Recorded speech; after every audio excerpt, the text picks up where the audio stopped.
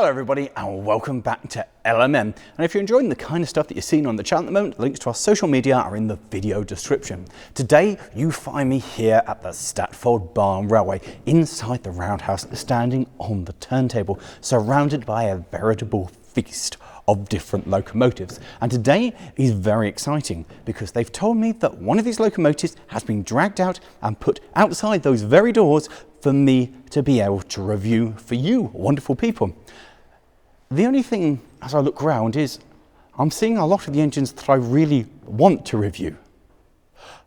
Apart from over there, where there's a very big gap where the K1 Garrett was recently sat.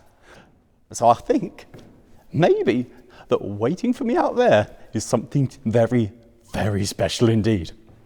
I'm really excited. So welcome to Lawrie Goes Loco.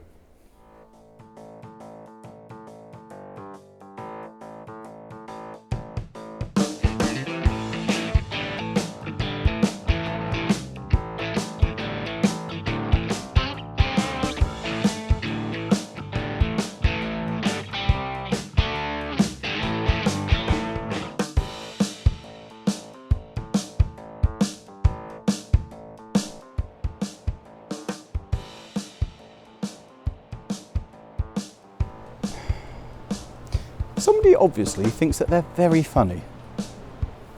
This is, well, interesting. Out of every single thing that they have in the massive collection at Statfold, this is the locomotive that they've given to me. And I think the single most notable and best thing about this locomotive is that if you wanted to scratch build a model, this would be perhaps the easiest thing you could hope to build. It is possibly one of, if not the most, generic, uninteresting and boxy locomotive with the fewest notable features I've ever come across. The one thing of any interest is the addition of these running boards on the side, and they were not there when the thing was new. This here is used as the work shunter. Anything in the roundhouse that wants to come outside, there's a fair chance that it's going to be this that's used to drag it out. And to that end, it's basically all it does here. There are some nice touches to it. For instance, the bit of chamfering here to give it a little bit more visual interest. The slight angle on the front and the rather large radiator are very nice, but it is just, you would describe this as a block or a brick. It's not really that interesting, is it? If you're going to have your little own railway running around your garden, this is the kind of thing you could envision having yourself. Completely devoid of any real notable features. That said, it's not to say that it's ugly or anything, it kind of all pulls together. It kind of works and it's kind of cute, isn't it? Particularly with things like the rounded front buffer block here, and certainly it's given it a lot more purpose by the addition of these side pods, as I'm going to call them, which have just been filled with things like orbits of rail to really give this thing more adhesion. And of course it is nicely lined out in the Stratford Works livery, just to really reinforce it is indeed the shunter. This little green thing is Hunslet number 9332 of 1994, meaning that out of the locomotives that I've actually driven that have survived into preservation, this is one of the newer. This was built within my own lifetime and has had a career and entered preservation. And that's kind of cool. It's unusual to find something this kind of vintage that's, well, I was about to go on vintage and still so young, and then I realised how old I am, and that's basically depressing. This thing, though, isn't a Hunslet design. It's built on a licence from Genbach, and they're an Austrian firm who had a good business relationship with Hunslet, allowing them to make their locomotives on licence. But it isn't a particularly modern design. It's a far old design which was then carried through, which is interesting. So it's a continental design that was built here within the UK. And the class is simply just known as a DH25, presumably diesel hydraulic. By the time this thing had come along, it wasn't really acceptable to have diesel mechanical anymore because diesel hydraulic is so much more controllable and nicer to use, and means that your operators can do things like buffer up gently and not just keep going until they crash into stock as a way of stopping. Now, the history of this one is, well, a little bit interesting. The locomotive was supplied new to a Singapore-based plant hire firm, and obviously from that end, off to Singapore it was sent. Although in 1996 it returned back to the UK, going on to work a contract in Wales until 1997, where it returned to Singapore. And it stayed there going out as a working locomotive until 2013, where it was returned to the UK and came here. Yep, that is Actually, it's history. That's all it's done. It went to Singapore, went to Wales, back to Singapore, and it's ended up here. When it arrived, however, it was in a slightly hideous livery, which lent it to be called the Fisher-Price toy. And since that time, it has now been repainted into this, which is far more aesthetically pleasing. When it was new, this little thing weighed just 3 tons, which meant that you could almost get away with transporting it around on the back of a trailer, which is absolutely nothing for a locomotive. And of course, this is the reason why the ballast was added to the side of it, to actually make it able to do something, because otherwise it just sat there spinning its wheels, making absolutely no forward momentum whatsoever. Lifting up the entirety of the side panel of the engine, the bonnet is just all of it, we get this rather nicely laid out engine bay, where we can see the hydraulic motor, the hydraulic transmission itself coming off this absolutely tiny caboota. This engine is a 3-cylinder diesel, which is a 1.1 litre, generating some 26 horsepower. It means that the engine in my Peugeot 106 is the same size but generates more power. Obviously less torque, but more power. And this weighs 93 kilos. It is a really, really diddy power unit. And it's also kind of unusual to see such a modern unit. I know quite often I've seen with heritage locomotives that the engine's been replaced with a caboota unit because they're quite small and they do about the same job as the original power plant, which may now be unable to be repaired. But seeing it as the original engine that's meant to be in there, it's quite funny. It really does look like a piece of plant. It's just wonderfully twee, isn't it? Still, with that looked at, let's go and have a look at the flight deck.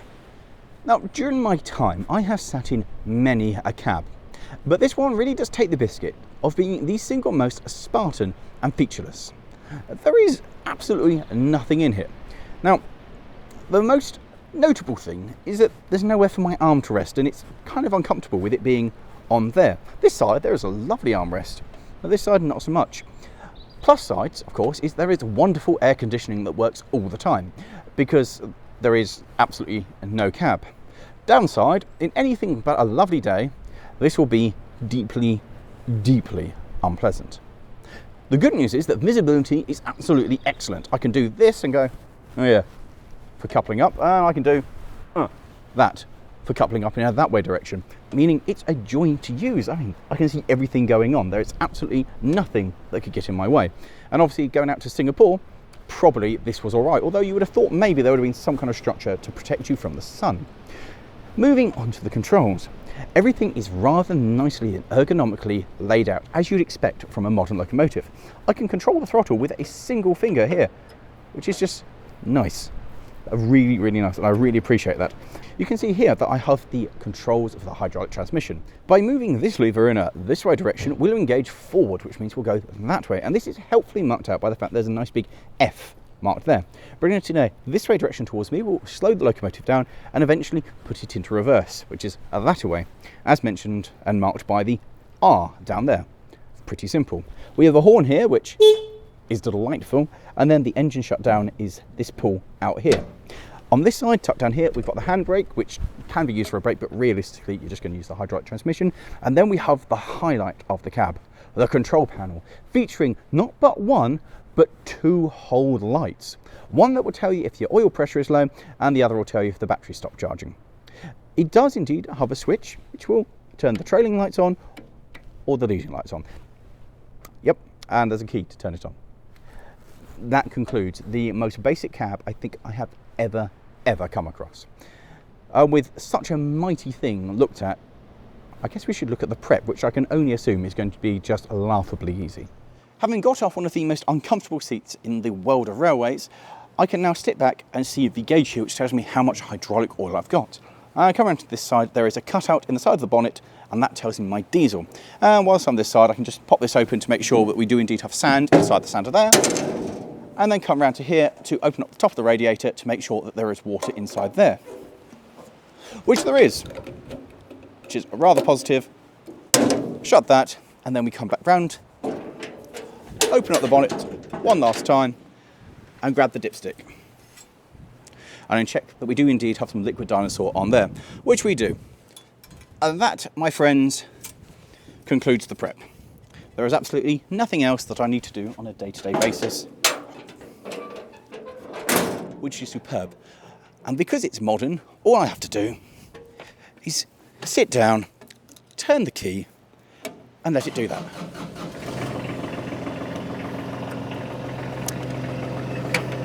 And it's just that easy.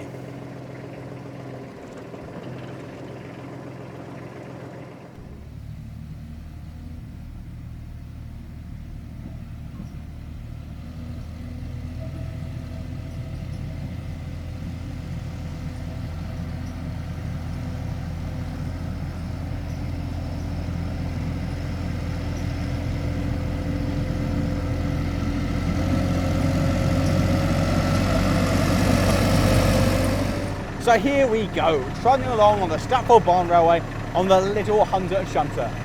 I would say my initial impressions are helped massively by the weather. It is an absolutely glorious day to be driving a locomotive with no cab around. It's just wonderful, especially on this section of the line as we work our way around the balloon loop. It's just wonderful. There's hardly any wind, the sky is blue, the sun is beating down, and this is just wonderful.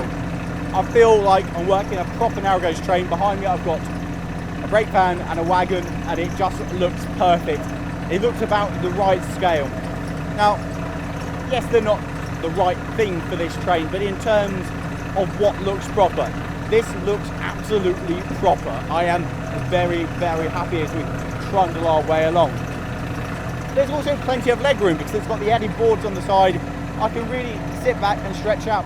The bonnet comes forward to be at a perfect height to rest your hand on as you're driving. And I find that very nice.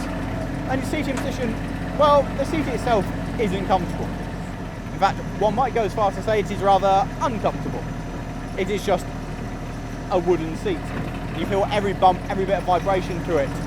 But the actual position, having the room for the leg room and enough room to twist, is quite pleasant. Again, I wouldn't want to take this out on a day when the wind was roaring around and the rain was crashing down, because it would be deeply unpleasant. But in terms of what I'm doing today, this is delightful. Going for a trundle, this is exactly what happiness is made of.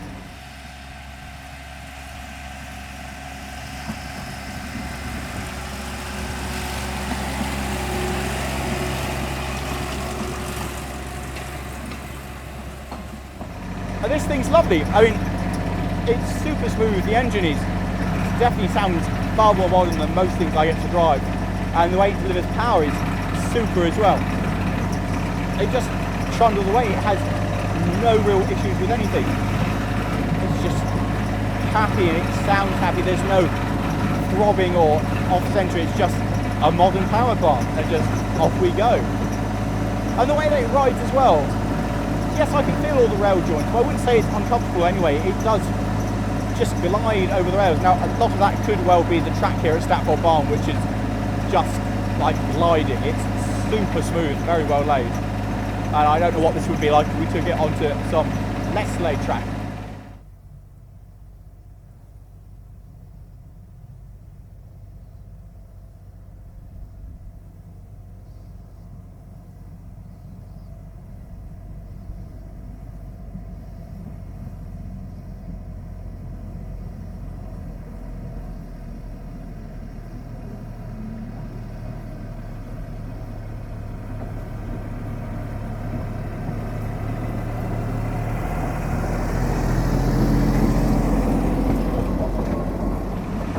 Things I don't like so much are the throttle sticks. It's quite a difficult throttle to use smoothly.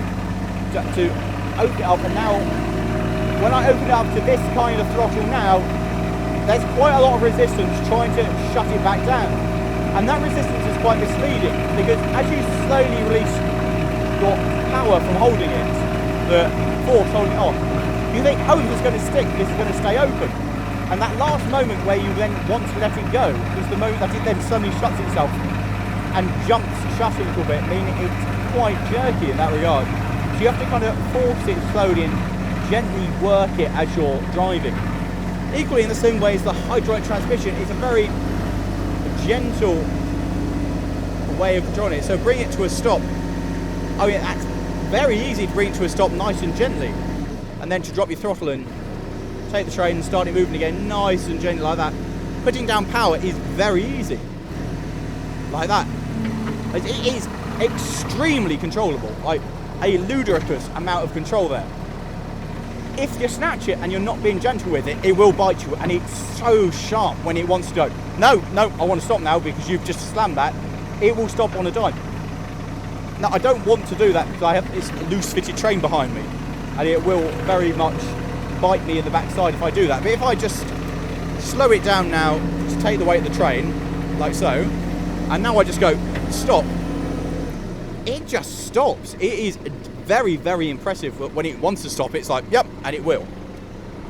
So now, starting away, it's very carefully with the throttle to gently push it across, take up any slack in the train, and gently give a beep and gently put it away.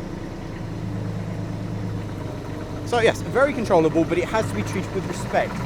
It's not one of those things you can immediately just jump on and you'll be fine with. You have to think about it a bit, you have to work on it a bit. It's be gentle with it, engine. It's very much take some care and time.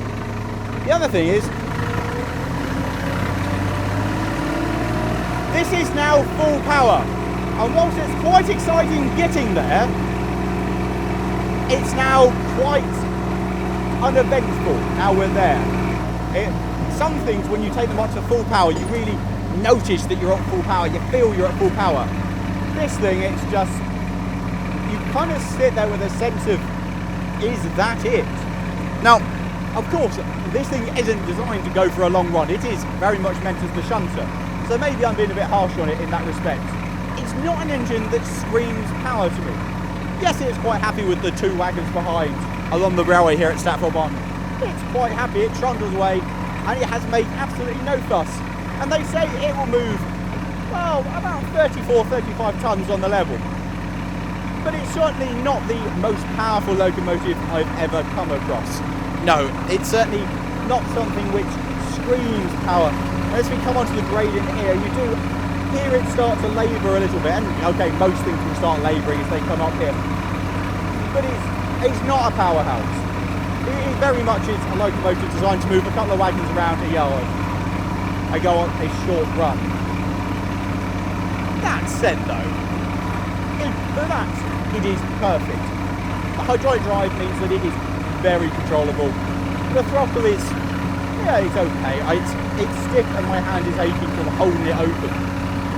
But it's fine, it does the job. And in terms of how it actually does do its job, how it moves, it's great. It's a super little thing. It's just working. But then, it's too modern in the engine. Like, as we come on the gradient here, and I'm giving it everything, it's a very modern sound. It just goes, yep. And it walks up the bank, no problem. But I'm kind of missing that extra heritage noise of a diesel engine or a vintage engine under load. It doesn't, it just slows down when it gets under load. It doesn't sound powerful, it doesn't sound like, oh, here we go. It's just like, yep, fine. I suppose that's its biggest problem. The power unit, the engine is, of course, too modern in it. And that, it feels modern. And I guess, for what they want, it's a perfectly usable shunter. It's a shunter that does the job.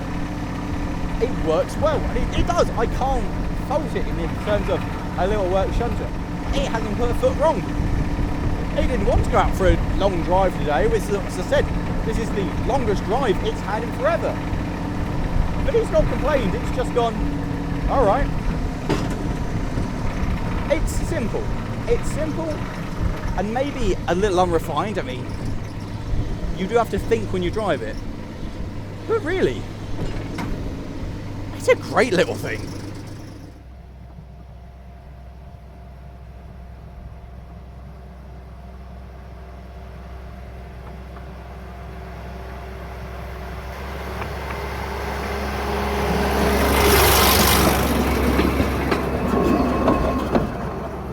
So that brings us to the end of this video looking at the Statfold Works shunter. And I'm going to be honest with you guys, I think during the making of this video, this is the furthest this thing has travelled, possibly in the entirety of its ownership here at the Statfold Barn. Certainly this year, this is the furthest it's travelled to be sat down here in the balloon loop. But the amount of trips we've done, I don't think it's ever had to go this far. And I have loved it. Yes, it's not very powerful. Yes, it's not very fast. And yes, it's relatively noisy. But I think it's fantastic. If I was to have my own garden railway, this is the kind of thing that I'd want. This is the kind of thing that would be perfect for running your own railway. It's small, it's quite aesthetically pleasing, isn't it? I do like the shape of it.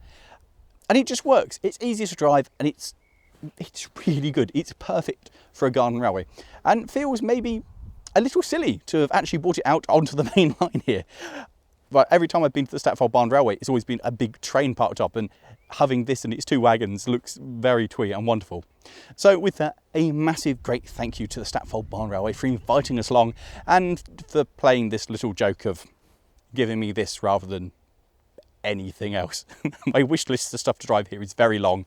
This was not on it, but well played, guys. Well played. And with that, thanks for watching. I hope you've enjoyed it. If you want more information on the Statfold Barn Railway, then there's a link to their website in the video description. There's also links there for if you want to get involved and learn how to drive this yourself and become a volunteer and help bolster the numbers, because I'd love to hear from you, and to learn how to drive many or any of the many locomotives that are here. And of course, if you fancy learning to drive something, they do driver experience courses. I don't think they do it with this. There are many more exciting and different locomotives available. I mean, if you really wanted this, I'm sure you could do it. But yeah, they do driver experience. So with that, I'm going to hop back on and head off. So thanks to Statfold Barn, and thanks for watching, guys. And of course, if you have enjoyed this one, how about clicking somewhere over there for the other videos we've done here at the Statfold Barn Railway, or perhaps over there for another one of our reviews. See you later, guys.